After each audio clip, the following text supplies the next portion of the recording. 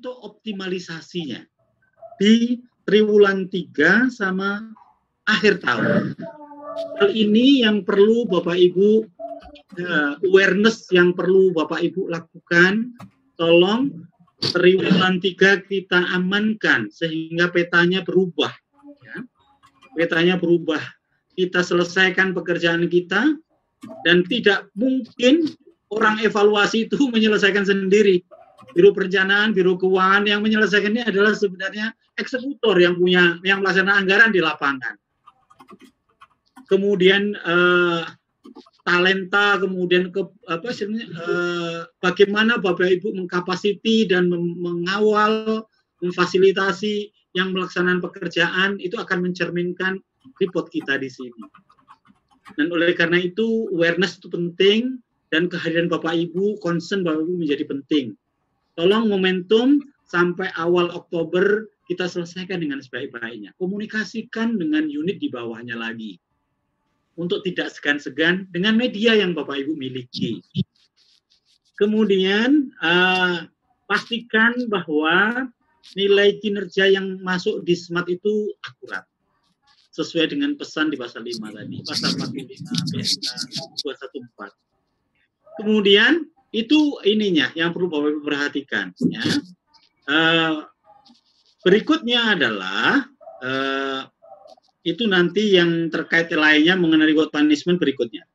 Sekarang saya ingin melihat, mengidentifikasi masalah agar persepsinya Bapak Ibu sama seluruh KL. Pak Langgeng DSP nggak boleh, oh KLA memberitahu ininya apa yang benar begini, yang KL lain tidak, enggak, harusnya sama. Yang kita temui di masing-masing level permasalahan yang kita identifikasi beserta solusinya seperti di paparan berikutnya. Coba kita lihat pesan khusus kepada Bapak Ibu di level KL. Isu sasaran strategis, isu 50% dari nilai kinerja anggaran. Permasalahan yang kita identifikasi setidak-tidaknya 3. Saya ulangi, 3. Pertama adalah, kalau ternyata di sasaran strategis itu nggak ada indikatornya, sudahlah, habislah kalau udah begitu. Artinya apa? Janjinya menteri kepada presiden itu tidak disertai dengan indikator. Artinya performance based budgeting kita belum kita lakukan dengan baik. Tugas kita, Biro Perencanaan, Biro Keuangan, membuat menteri kita, janji presiden itu harus ada. Dan ini harus ada di dokumen anggaran. Kalau tidak ada, whatever the reason, itu menjadi by aplikasi given 1%. Dan itu dampaknya rendah. Walaupun saya mengetahui di sini ada yang apa istilahnya by aplikasi waktu menyusun di Krishna changing kepada RKAKL, itu yang harus dimitigasi. Kita harus sampaikan posisi kita adalah mengevaluasi. Tidak ada indikator. Dan yang perlu kita khawatirkan, jangan sampai nanti kita tidak aware dampaknya. Jadi evaluasi kinerja itu harus nyambung dengan yang unsur perencanaan. Biro Perencanaan, Biro Keuangan pada saat mengeksekusi ini, pada saat komunikasi dengan Bappenas harus clean.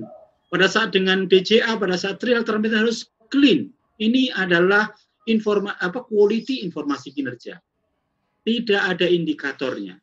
Jadi ini given by system 1%. Kasus atau identifikasi masalah yang kedua adalah manakala indikatornya ada, tapi tidak ada target. Nah, tidak ada target ini ada kemungkinan banyak. Kemungkinannya memang ya perencanaannya nggak benar. Satu, kemungkinannya perencanaannya nggak benar.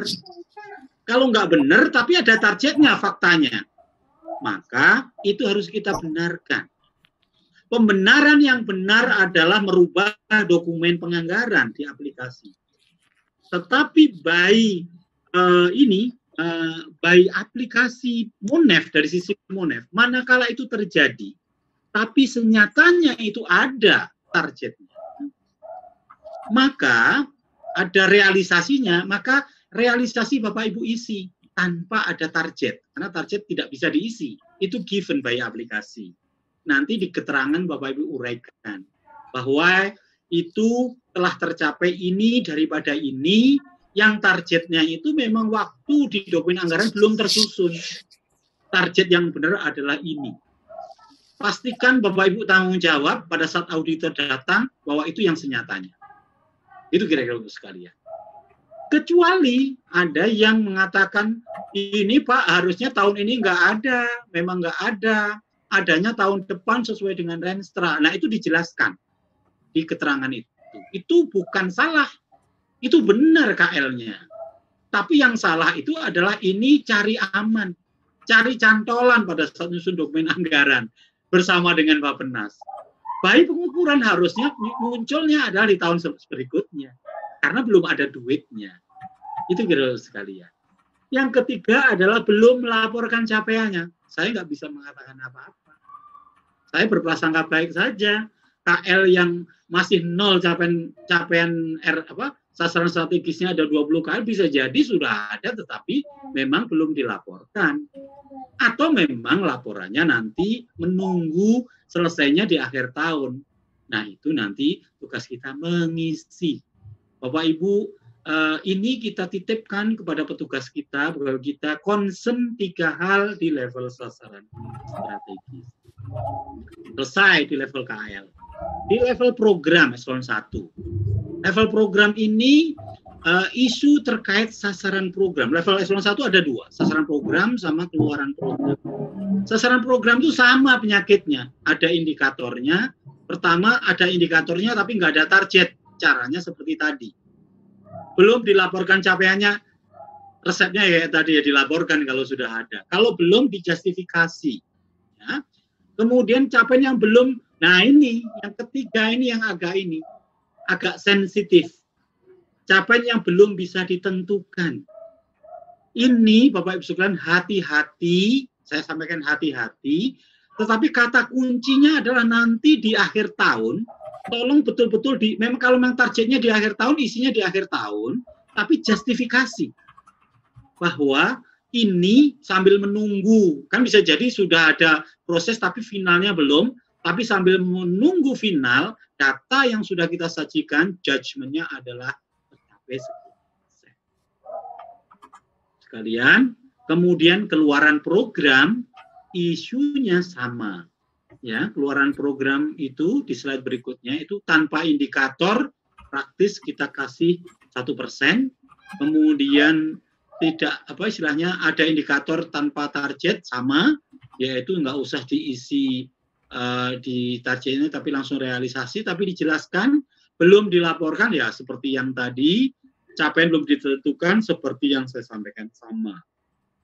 Di keluaran kegiatan ya slide berikutnya, di keluaran kegiatan itu output ini level satker, ada 7 masalah yang kita identifikasi.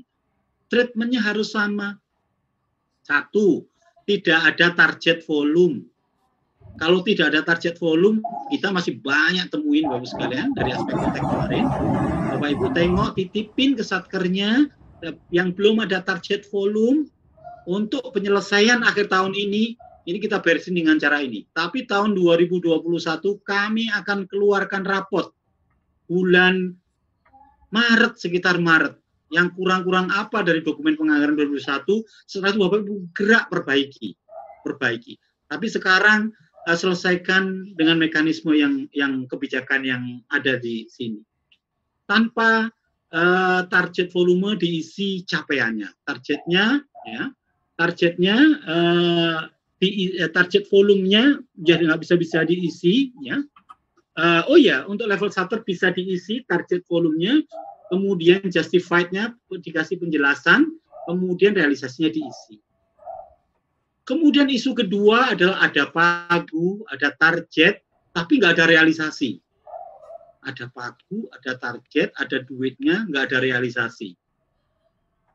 Ya, Kalau memang benar faktanya sampai sekarang tidak ada realisasi dan pengennya melaporkan, dibuat di keterangan.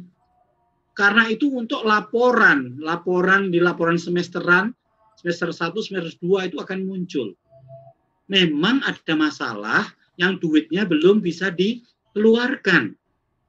Nggak ada realisasi, misalnya diblokir, misalnya ada problem apa. Itu yang memang tidak ada realisasinya. Atau belum ada realisasinya. Kecuali yang nomor 3 isunya, yang sudah ada realisasi, capaian kelurahan sudah ada, RVK-nya sudah ada, tapi belum dilaporkan. Itu agak sedikit dicewer pelan-pelan sama senyum sambil dikasih senyum Pak Ibu kepada penanggung jawab satkernya untuk agar diisi.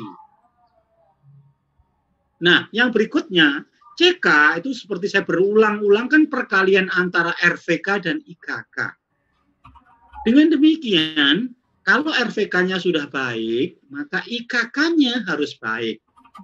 Kalau IKK-nya itu nggak ada, ya nggak ada, maka untuk sampai detik ini, nanti kalau ada kebijakan baru, Bapak Ibu ikuti paparan saya berikutnya. Untuk sampai detik ini, ya, sampai detik sebelumnya, itu Bapak Ibu mengisi cara untuk pengakuan biar treatmentnya tidak 0, yaitu 1%. Karena pengalinya biar tidak 0. Kalau belum melaporkan IKK, ya dilaporkan. Kalau IKK ada banyak saya temuin di Satker, IKK-nya bukan miliknya Satker itu. Karena proses penganggarannya yang kurang care dari tahun ke tahun di beberapa KL yang pakai seragam pramuka. Misalnya diklat atau misalnya apa, itu yang punya satkernya di seluruh daerah banyak, dibuat IKK-nya masuk ke seluruhnya dari output, padahal belum tentu miliknya dia. Nah, dengan demikian akhirnya ada yang masuk ke situ. Harusnya itu nanti terus diberesin, dibenahi di dokumen anggaran, tetapi untuk menyelesaikan di triwulan 3, triwulan 4, tolong itu dieksekusi. Targetnya menjadi dibuatin, bukan miliknya, penetralisir indikator 1, kalau 1 ya 1%, 1, kemudian dicapainya adalah 100%. Dibuat keterangan bahwa itu bukan merupakan IKK miliknya Satker bersangkutan. Netral dia. Artinya itu menetralkan tetapi tidak menghapus. Menetralkan tapi tidak menghapus. Karena yang menghapus harusnya dokumen penganggaran. Dokumennya adalah mirror dengan dokumen anggaran. Yang 7 yang terakhir yang selalu punya masalah adalah referensi ZZ. Kami lagi berjuang terus, seharusnya ada treatment khusus. Cuman ini adalah proses di mana ini untuk memberikan kepastian pertanggungjawaban asal muasal uang. Kalau kantor menyetorkan yang tidak direalisasikan harus nanti dihubungkan ke Satker yang bersangkutan. Masalahnya adalah akan memunculkan output baru. Maka ada upaya untuk cleansing. Nah, cleansing itu pada saat finishing report. Tetapi pada saat pelaksanaan harusnya dieksekusi di masing-masing KPPN pada saat konfirmasi. Oke, itu adalah dari sisi, jadi kami sudah menjelaskan Bapak Ibu sekalian, identifikasi dan solusi untuk level KL, eselon 1, dan level 1. Overall, policy-nya adalah di level Satker, ya tolong tiap bulan RVK diisi, progresnya diisi, dikasih penjelasan. Penjelasannya jangan terlalu pelit sampai tidak ada penjelasannya, atau terlalu obral sehingga kolomnya sampai keabrek-abrek, diisi semua, dikopi, dipindah ke situ. Kita yang berada di tengah-tengah, yang sedang-sedang saja. Ya, itu diisi tiap bulan. Kemudian IKK-nya juga diisi, seluruh Satker diinstruksikan diisi. Misinya pengakuannya tiap 6 bulan. Tapi bisa diisi setiap saat, tetapi setiap saat itu harus menumpuk, memperbaiki. Sehingga kinerja Bapak akan kelihatan terus progresnya. Kalau RVK dan IKK update, maka CK-nya tinggi.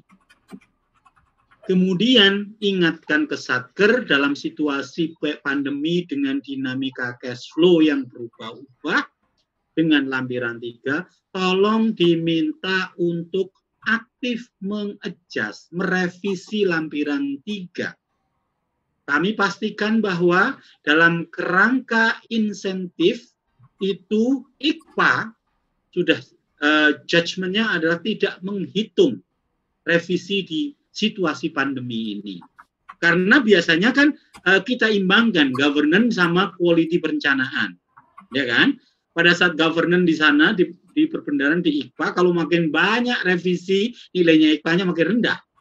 Tapi karena situasinya extraordinary, Bapak Ibu boleh revisi berkali-kali. Di eselon 1 CSP sasaran programnya diisi dan diupdate, tidak harus nunggu setiap akhir tahun. CKP juga diupdate tanpa nunggu akhir tahun. Sasaran program realisasinya juga diisi, kemudian maksimalnya adalah 100% by aplikasi. Kalau ternyata CSP-nya itu mencapai 200% by aplikasi, keterangannya silakan Bapak sekalian, tapi by aplikasi adalah mencapai 100%. Kalau tidak, akan timbul yang namanya anomali yang besar.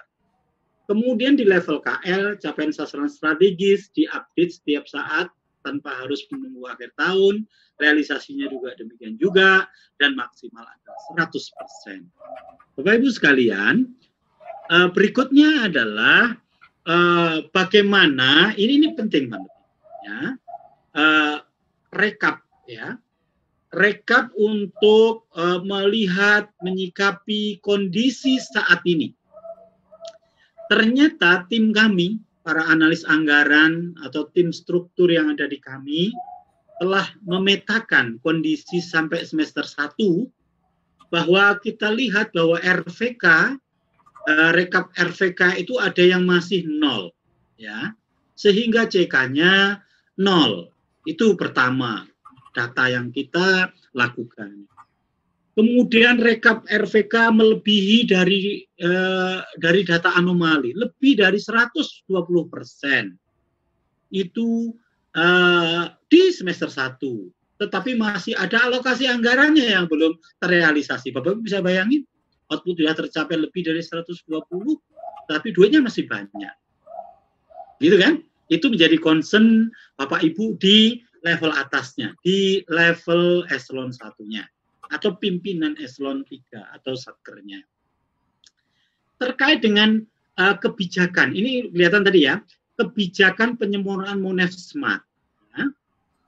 Kita punya kebijakan, nggak usah ngerepotin KL Bapak Ibu sekalian nanti, biar fair.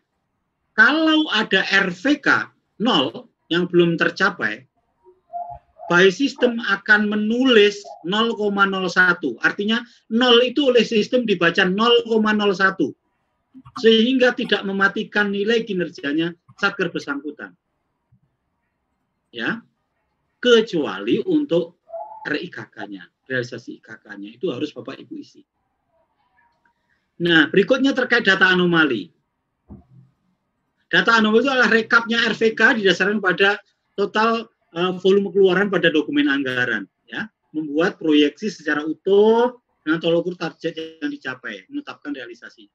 Yang ingin saya sampaikan adalah data anomali itu menjadi catatan ini menjadi diskusi, Pak. Merah ini menjadi diskusi, belum kebijakan. Data anomali itu perlu menjadikan catatan dalam penilaian nilai kinerja anggaran pada akhir tahun.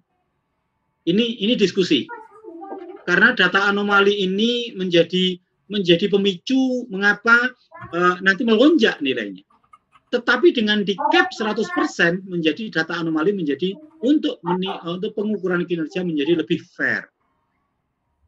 Ketiadaan data anomali menjadi prasyarat sebagai nominator KL penerima penghargaan. Sekali lagi ini belum tataran policy, pada tataran diskusi. Untuk mengevaluasi kondisi yang ada saat ini. Bapak Ibu yang kami hormati, itu isu pertama. Isu kedua adalah terkait dengan upaya untuk penyederhanaan, penyempurnaan melalui proses integrasi. Kita menangkap fakta selama semester 1 bahwa data RVK entry itu dilakukan oleh operator smart. Jadi masing-masing KL meng-entry. Sehingga entry itu bisa berbeda dengan capaian di SAS yang diisi oleh operator SAS di PPK. Kan waktu itu belum terintegrasi. Sekarang kita punya rencana untuk integrasi. Rencananya harusnya setelah semester 1 kemarin. Tapi ternyata datanya memang masih berbeda. Ya. Nah, terus bagaimana yang kita ingin dorong? Data kami sudah terima sekarang. Data SAS sudah kita lakukan pertukaran data ke kita. Nah, bagaimana sekarang di aplikasi Smart? Rumahnya sudah ada. Di pengisian RVK kan ada itu. Data pertukaran SAS, baru data ini, data isian di Smart. Kita berharap triwulan 4, harap ini Pak ya, nanti kami evaluasi lagi pelan-pelan. Karena kami nggak mau KL terugikan. Yang pasti di semester 1 2021 harus jalan dengan baik.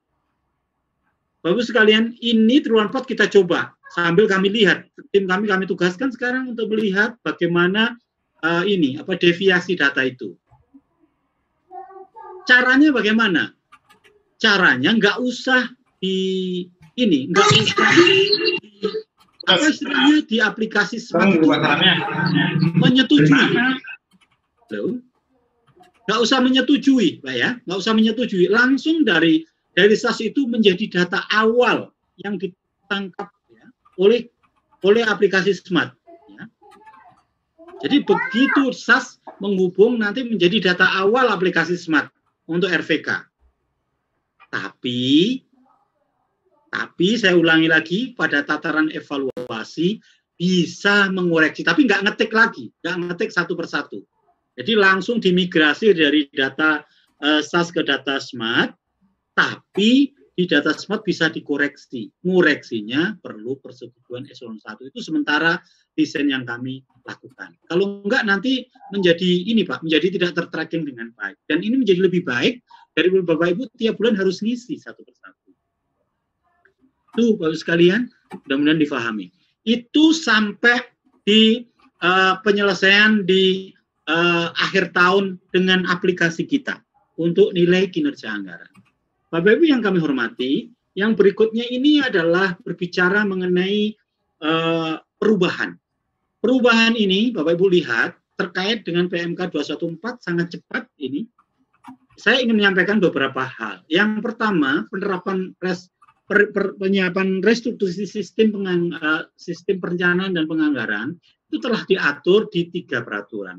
Perdirjen tindak lanjut dari PMK mengenai Juksunlah, kemudian surat bersama Menteri Keuangan dan Bappenas, SE bersama Menteri Keuangan dan Bappenas. Intinya dikatakan bahwa di slide berikutnya, redesign sistem penganggaran itu, slide berikutnya, itu akan ada yang disebut program atau kegiatan lintas. Kalau dulu program penerimaan negara itu berupa program penerimaan pajak, program penerimaan bea cukai, program penerimaan BNPB, itu ada program sendiri-sendiri. Sekarang contoh di keuangan cukup satu, program penerimaan negara. Sehingga level pajak, bea cukai, kemudian BNPB ada di level kegiatan. Dari sisi kami itu berdampak. Kemudian dari sisi ketersediaan informasi kinerja. Dari sisi penerapan untuk output atau keluaran kegiatan berubah dipecah menjadi 2. KRO dan RO. Klasifikasi rincian output dan rincian output. Yang ingin saya pahami adalah rincian output itu yang real, konkret, ada duitnya. Yang dilaksanakan dengan hasil. KRO itu adalah untuk cantolan agar konsistensi kepada atas itu tidak berubah. Sehingga manakala RO direvisi tidak boleh bertentangan dengan KRO. Sehingga dari kacamata penilaian kinerja, RO inilah yang menjadi tumpuannya. KRO adalah benchmark. Dan untuk mengukur konteks dalam artian relevansi. Kemudian ada beberapa istilah yang dirubah dan penambahan struktur terkait dengan di program itu ada volume output program, kemudian ada KRO yang sebelumnya nggak ada, kemudian ada indikator KRO. Dulu adanya hanya keluaran kegiatan.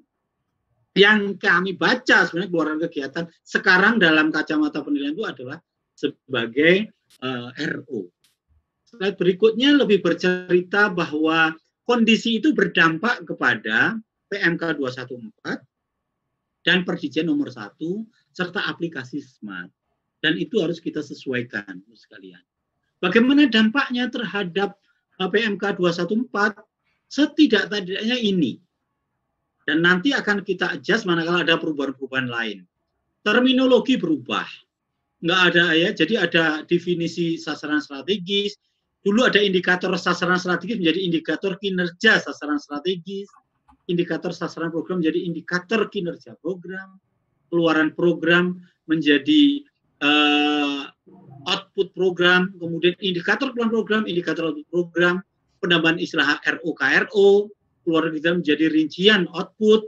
Indikator keluaran kegiatan menjadi indikator. Kemudian ada penyesuaian pengukuran. Capaian keluaran program, ada capaian output program, kemudian diukur dengan indikator keluaran program, diukur dengan volume, output program, dan indikatornya. Jadi nanti kalau ini benar, maka di level program itu kayak pengali antara di Satker, RVK, dan IKK. Kalau sekarang di level program itu kan IKK saja.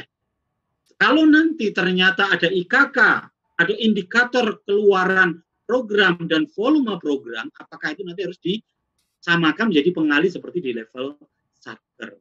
Kemudian ada juga penyesuaian pengaturan mengenai pelaksanaan evaluasi kinerja dalam konteks dengan adanya KRO ini adalah akan merubah peta pada saat kita melakukan evaluasi aspek konteks, dan ini menjadi lebih bagus.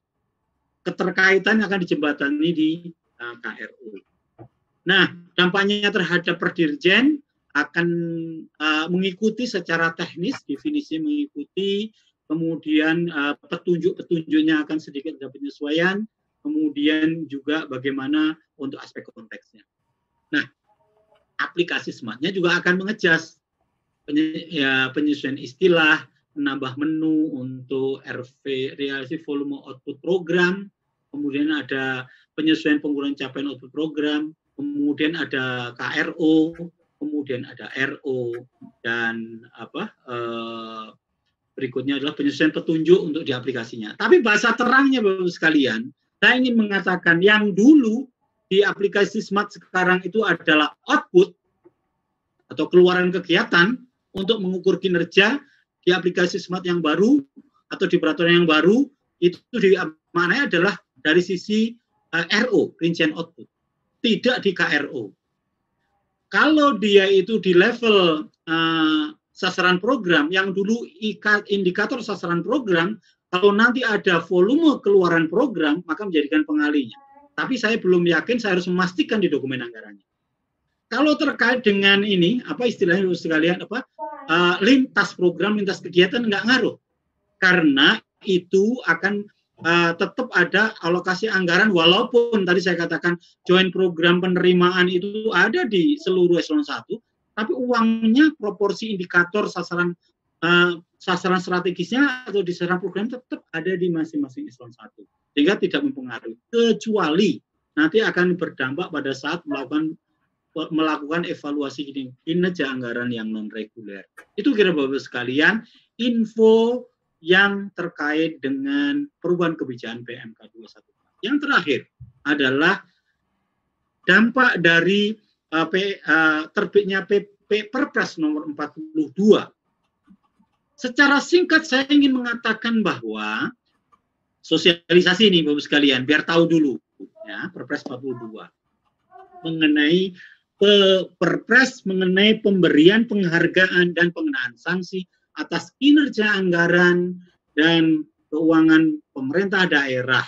Di situ Bapak Ibu sekalian yang belum ini saran kami mohon di-download, di googling di internet. Ada 5 bab, 24 pasal.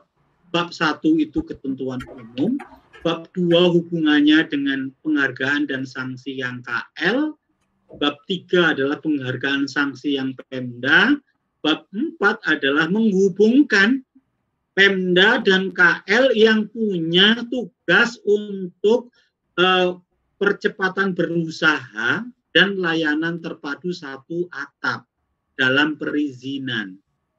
Bahasa terangnya, yang bab 5 adalah penutup. Bahasa terangnya adalah KL yang di samping kinerja anggaran juga punya itu sesuai Perpres adalah mempertimbangkan. Di slide berikutnya bercerita bab 1 itu adalah pengertian-pengertian atau terminologi. Ini nggak usah dihafal, pokoknya tahu, gitu ya. Ini melengkapi. Kemudian bab 2 itu adalah yang di KL. Tujuannya agar kinerja anggarannya lebih baik. Ini Bapak Ibu sekalian. Reward and punishment is the step agar kinerja Bapak Ibu dihargai. Penghargaan itu lebih luas. Nanti saya jelasin. Semua yang kinerja Bapak Ibu sangat baik itu mendapat penghargaan. Tapi penghargaannya apa? Tunggu dulu. Ya. Penghargaan dan pengenaan sanksi didasarkan pada hasil penilaian. Penilaian dilakukan oleh Menteri Keuangan. Itu perintah dari pasal 2 Perpres 42. Kemudian bagaimana proses penilaiannya, cakupannya di pasal 3. Nanti penilaiannya itu ada penilaian SMART dan penilaian IKPA. Disebut penilaian pengelolaan APBN. Ya, nanti di SMART unsurnya tetap implementasi manfaat konteks. Kemudian IKPA ada variabel-variabel yang sudah ada itu di pasal 3. Di pasal 4 sampai pasal 6 bercerita kategorinya. Kalau nilai kinerjanya itu ada sangat baik, baik, cukup, kurang, sangat kurang.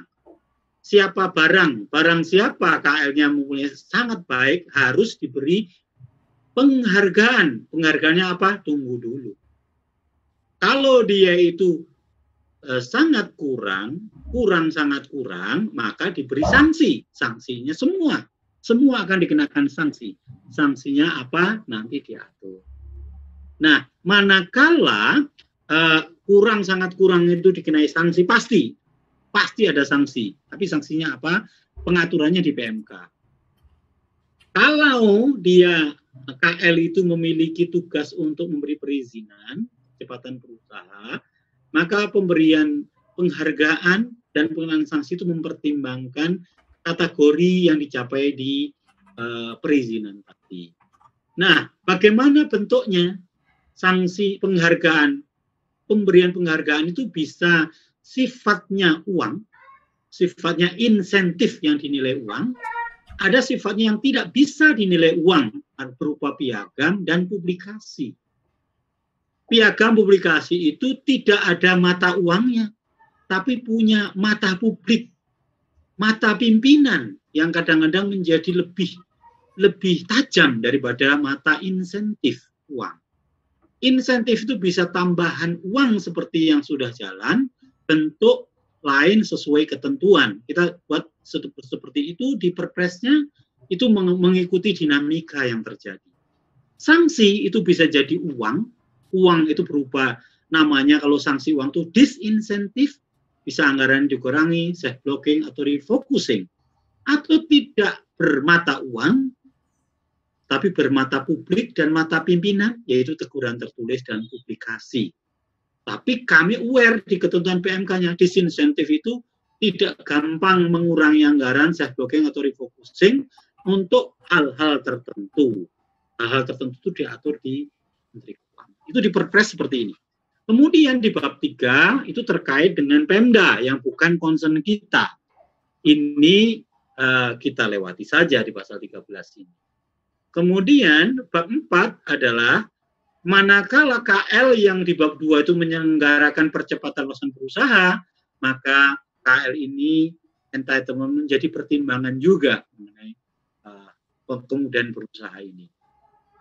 Nah, berangkat dari sana Bapak Ibu sekalian, berikutnya di slide berikutnya lebih kepada pola siapa melaksanakan apa, ya, penghargaan sanksi untuk yang kemudahan berusaha, gitu ya.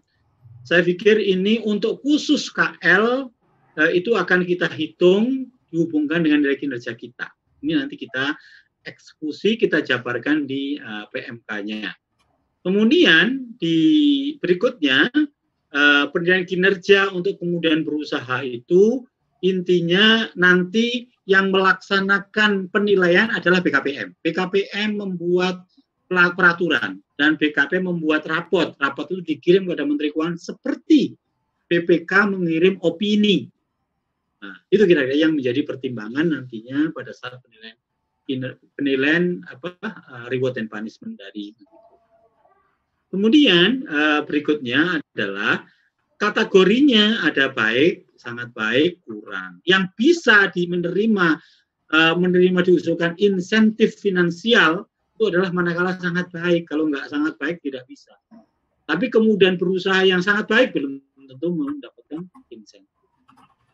Nah, Bapak sekalian, lebih detail lagi, ya, Bapak sekalian, jenis penghargaannya bisa piagam, publikasi insentif, kemudian sanksinya teguran tertulis, publikasi disinsentif untuk di KL, Pemda, mutatis mutandis. Kemudian ada ketentuan penutup bahwa ada masa transisi karena ditetapkan di bulan April tahun 2020, maka kalau ini nanti di 2021 konteks ini konteks kemudian berusaha belum dihasilkan oleh BKPM, maka di 2021 tidak atau belum memperhitungkan itu kemudahan berusaha. Dan saya sudah konfirmasi lesan dan itu memang belum tereksekusi. Nanti mulainya adalah dia memberikan opini rapot, itu adalah untuk tahun 2021 yang akan diberikan di awal tahun 2022. Nah, follow up-nya kita buatkan PMK, ya Bapak sekalian, karena berdasarkan di slide berikutnya, PMK karena ada di Perpres pasal 9, pasal 14, pasal 19 mengharuskan dibuatkan PMK, aspeknya adalah kinerja anggaran KL, kemudian objeknya adalah KL, dalam bentuk PMK, kemudian ditetapkan oleh Menteri Keuangan. Ini yang sedang kita siapkan, frame-nya kayak begini. Coba lihat, frame, next. Jadi ada Perpres 42, slide berikutnya. Perpres 42, halo, slide berikutnya, Perpres 42, ada KL, ada Pemda, sebelumnya KL atau Pemda, ada KL atau Pemda, slide sebelumnya. Kemudian di KL itu ada kinerja anggaran, ada setelahnya, next, ada coba slide-nya biar Bapak Ibu bisa mengikuti sebelumnya, kelewatan. Ya. Jadi bahasa singkatnya KL itu ada kinerja anggaran, ada kemudahan berusaha. Kinerja anggaran itu ada SMART, ada IKPA. SMART, IKPA, kemudian ini dikelompokkan, ada pagu besar, sedang, kecil, kemudian di peringkat mana yang sangat baik, mana yang sangat baik diusulkan untuk dilakukan pemeringkatan. Nah, pemeringkatan dilakukan sebagai dasar untuk pemberian penghargaan atau sanksi. Kalau dia diberi penghargaan, ada yang finansial maupun ada yang non-finansial. Finansialnya itu manakala dalam artian insentif, non-finansial adalah dalam artian piagam dikasih. Kemudian sanksi juga begitu, finansial dan non-finansial, yang itu ada finansial adalah insentif, sanksi teguran baik di tertulis maupun di media massa. Nah, tahapannya seperti ini. Tahapannya seperti ini, Pak Ibu. Di slide berikutnya, kita akan menuju di bulan April sampai Desember tahun 2021. Di situ akan ada keputusan Menteri Keuangan mengenai sanksi dalam bentuk insentif dan disinsentif, dan pemberitahuan mengenai sanksi non finansial di sana. Nah, sebelum itu ada suatu proses penetapan KMK. Penetapan KMK siapa yang menerima pemberian penghargaan dan sanksi itu ada di KMK itu. Mana yang lesan, mana yang diberikan pemberitahuan secara tertulis, kemudian mana yang di media massa, apa itu diproses seperti itu. Kemudian bulan Februari sampai bulan Maret tanggal 12 itu tahapannya adalah untuk penarikan data, penggabungan data, IKPASMAT, kemudian penilaian dan pemeringkatan serta rekapnya sehingga menghasilkan usulan KMK. Kemudian di periode Januari sampai Februari 2021 itu adalah bagaimana KL, Bapak Ibu sekalian, memastikan penginputan RVK, IKK, JKP, dan seluruh level semuanya bekerja. Kemudian bulan Januari sampai Desember 2020, yang tahun ini adalah tahun berkarya, memperbaiki semua capaian-capaian. Itu kira-kira Bapak Ibu sekalian terkait dengan Perpres 42 beserta PMK-nya. Apa kalau gitu yang perlu kita tindak lanjuti? Saya mengulangi biar tidak lupa bahwa untuk yang mengamankan triwulan 3 dan semester 2, pastikan awareness dari Bapak Ibu sekalian untuk mengawal terus, gitu ya. Itu yang saya sampaikan pertama tadi. Kemudian tolong diperhatikan dan diberikan perhatian khusus, disayangi, makin disayangi, dilus-lus dengan dikasih contoh terkait dengan yang satker-satker yang eselon 1 yang sangat masih rendah. Kemudian juga kami menampilkan KL-KL dengan nilai yang terendah itu juga karena kami ingin memberikan perhatian. Cara perhatiannya diumumkan seperti ini. Nah, itu Bapak sekalian terkait dengan yang perlu konfirmasi capaian sasaran strategis, dikonfirmasi segera biar selesai. Kemudian dilakukan peningkatan konsolidasi dan dikawal terus untuk yang COVID ini, gitu ya, Bapak sekalian, sehingga akhir tahun kita menjadi tetap lebih baik. Yang terkait dengan revisi PMK, tolong Bapak Ibu ikuti perkembangan yang saya sampaikan tadi, adjustment sejak adaptasi sejak sekarang, ikuti perubahan policy, kemudian aplikasinya, dan beri feedback kepada kami, dan kami welcome terus. Kemudian reward and punishment saat ini adalah, next slide, adalah sampai bulan Desember adalah untuk berkarya, kemudian difinalisasikan, saat berikutnya, difinalisasikan pada saat awal-awal tahun sampai Februari, kemudian muncul rapotnya, setelah itu akan kita lakukan penilaian, kemudian kita tetapkan dengan KMK-nya. Bagi yang KL yang memiliki tugas perizinan tahun ini belum, nanti tahun 2022. Bapak Ibu yang kami hormati, saya sudah menyelesaikan presentasi saya. Kita nanti setelah ini ada waktu 1 jam, ya, 1 jam untuk berinteraksi. Bapak Ibu bisa menyampaikan pertanyaan langsung karena jumlahnya udah 492, hampir 500 peserta diskusi kita pada kesempatan kali ini, Bapak Ibu sekalian.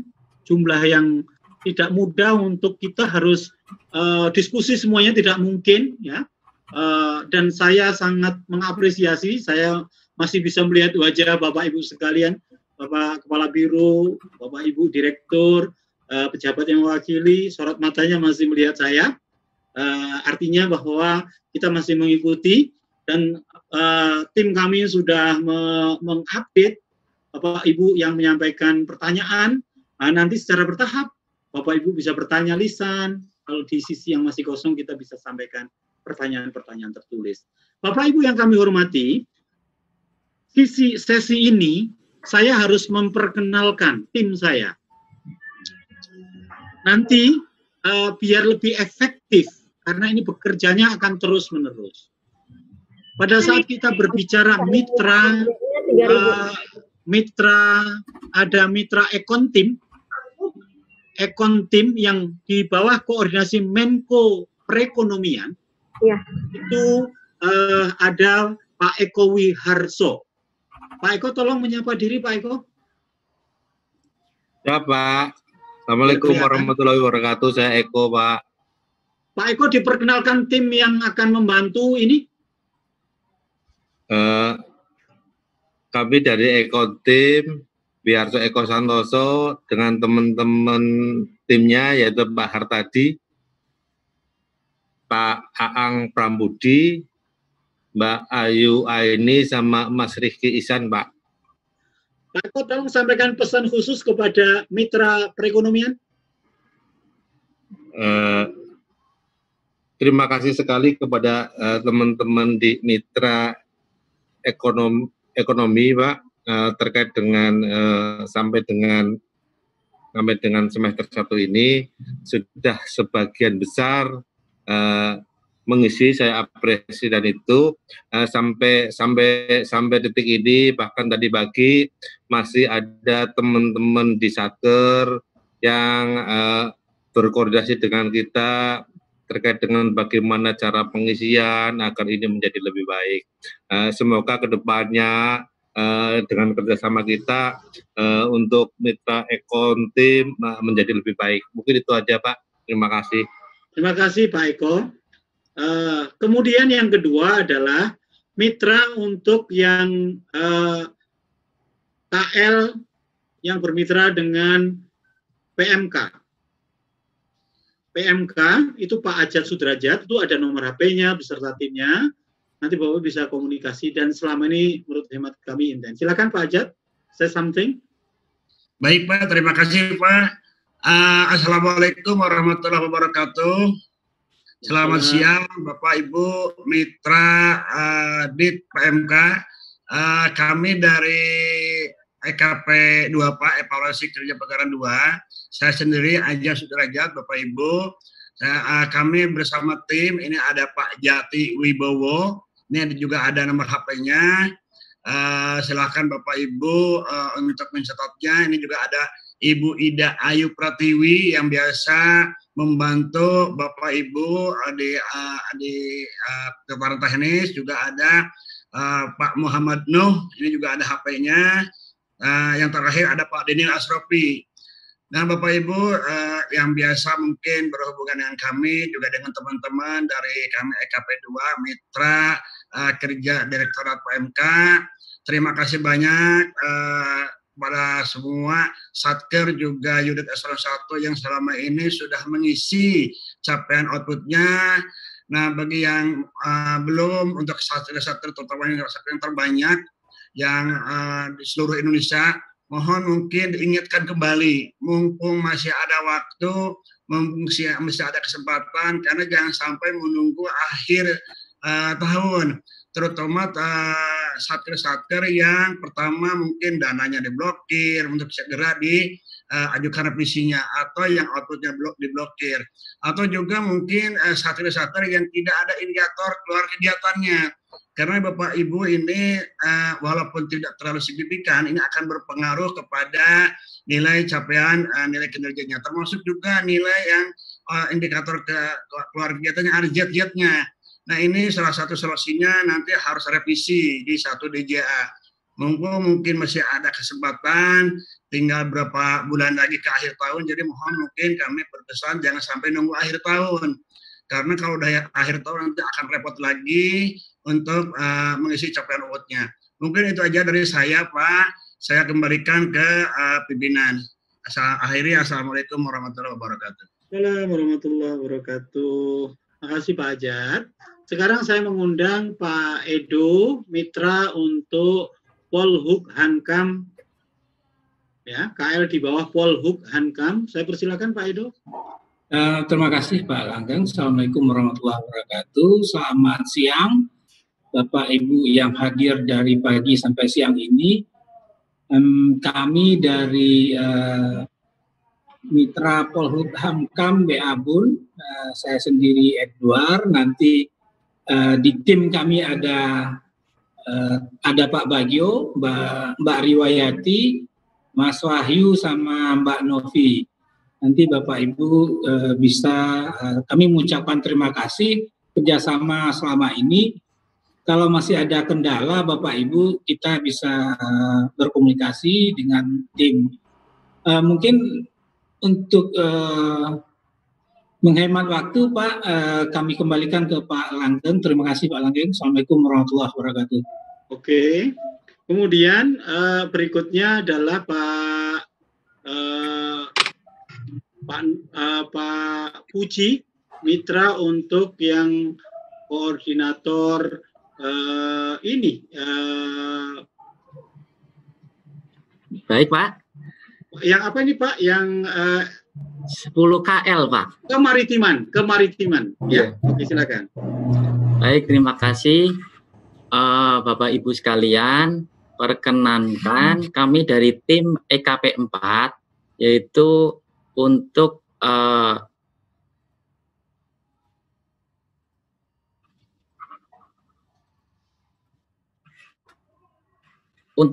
satker di bawah koordinasi Menko Kemaritiman.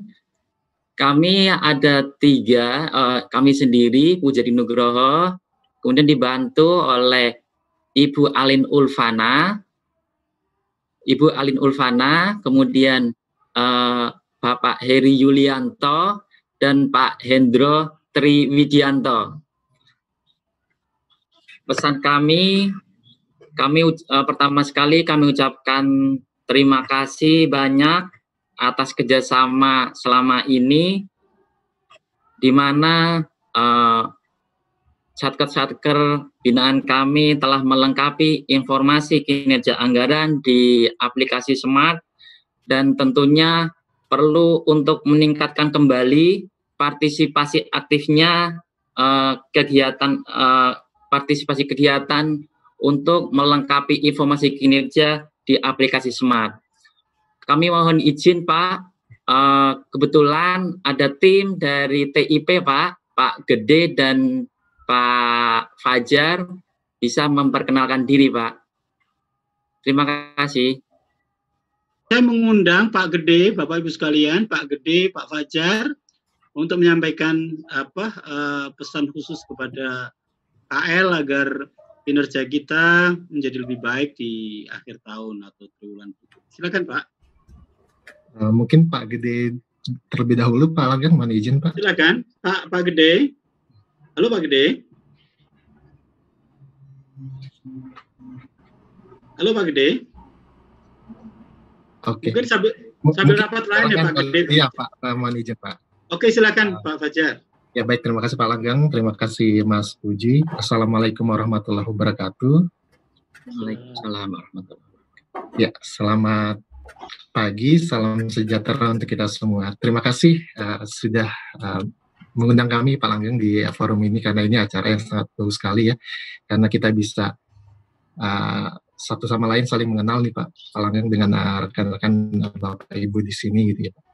Jadi mungkin pesan kami dari Subdit TIP, karena kami adalah pengelola aplikasi Smart. Pengelola aplikasi Smart yang ada di DJA. Kebetulan kami didukung oleh beberapa rekan Prakom yang ada dalam tim saya. Ada Mas Adam Malik, kebetulan dia adalah pengelola data dari aplikasi Smart. Kemudian juga dengan ada Mas Arif Rahman, kebetulan dia Prakom utama ya, yang mengembangkan aplikasi Smart sepanjang sampai dengan saat ini, karena memang Smart ini aplikasi sudah cukup lama dari tahun 2011 sampai dengan tahun 2020. Kebetulan di sini ada Mas Adam Malik, kemudian juga ada Mas Arif Rahman, ada Mas Manco juga, dan Pak Wahyu pengelola dari database Direktorat Jenderal Anggaran.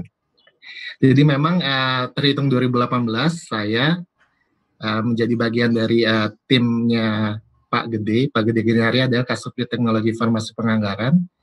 Kebetulan mungkin beliau sedang bersamaan rapat, jadi mungkin nggak bisa ikut 100% menyimak di forum ini. Dan pada prinsipnya kami mendukung segala perubahan atau penyempurnaan serta pengembangan terkait dengan proses bisnis Monef di DJA. Dan kami sangat welcome jika ada Bapak Ibu yang mungkin terkendala dengan aplikasi smart atau terkendala dengan data dan proses lainnya terkait dengan teknis di aplikasi smart, mungkin bisa juga menghubungi kami, juga menghubungi rekan-rekan di Subdit DKP. Dan memang besar harapannya nanti ketika di tahun 2021 kita dapat langsung dalam dinamika, ikut terlibat dalam dinamika proses penganggaran. Jadi sudah disebutkan oleh Pak Langgeng bahwa memang aplikasi smart ini nanti akan terdampak, yaitu ikut menyesuaikan dan ikut dikembangkan terkait dengan RSPP resisten penganggaran yang sudah terjadi di tahun 2020 ini. Jadi mungkin nanti Bapak Ibu jangan kaget ketika nanti di tahun 2021 mungkin di pertengahan tahun atau di tahun anggaran berjalan di tahun 2021 nanti akan ada perubahan yang cukup signifikan karena memang kami di Subdit TIP sudah merencanakan namanya re-engineering aplikasi smart. Jadi tadi ada re-engineering aplikasi smart yang tentunya akan berubah dari sisi tampilan, kemudian juga ada berubah dari sisi pelaporan. Karena juga di tahun 2020 ini tadi sudah disebutkan oleh Pak Langgeng, kita juga sudah mengintegrasikan dengan aplikasi SAS DJPB maupun aplikasi Sakti DJPB terkait dengan aliran realisasi volume keluaran. Nanti mudah-mudahan di tahun 2021 atau dimulai di tahun triwulan 4 2020 ini kita juga sudah mulai cukup saat kan nanti tidak perlu melakukan pengisian RVK di aplikasi smart. Namun ketika dirasakan dibutuhkan koreksi, Satker melalui unit eselon 1 masih bisa melakukan koreksi di tahun 2020 ini. Karena memang ini menjadi bagian dari inisiatif strategis bahwa ada proses integrasi nih antara DJA dan DJPB. Mungkin itu dulu Pak Langgeng pesan dari kami dari Subdit TIP. Terima kasih. Wassalamualaikum warahmatullahi wabarakatuh. Assalamualaikum. Terima kasih Pak Fajar, Pak Edo, Pak Ajat, Pak Puji, dan Pak Eko.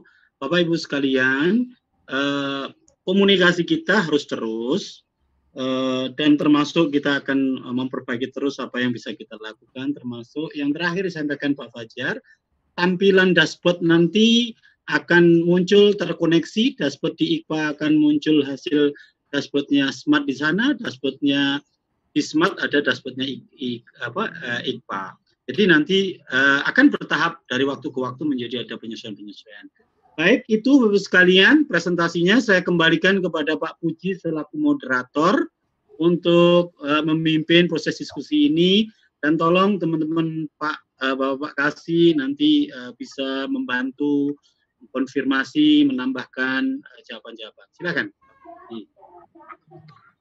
Baik, terima kasih Pak Langgeng atas paparannya yang sangat penting dan begitu menarik. Para hadirin yang saya hormati, demikianlah pemaparan yang telah disampaikan oleh Pak Langgeng hari ini. Semoga dapat memperkaya wawasan kita mengenai evaluasi kinerja anggaran. Sepertinya tidak perlu moderator menyimpulkan paparan kembali karena sudah disampaikan oleh narasumber. Baiklah hadirin sekalian, ini tiba saatnya kita